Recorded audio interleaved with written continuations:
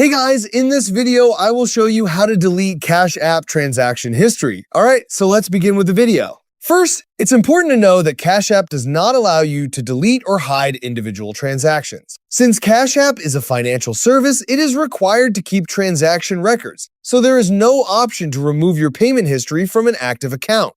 If you no longer want your transaction history associated with your account, the only permanent option is to close your Cash App account. To do this, open the Cash App and tap on your profile icon in the top right corner. Next, scroll down and tap on Support. Here, scroll down and select Account and Settings option.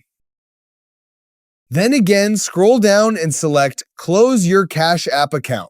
Follow the on-screen instructions to confirm the account closure.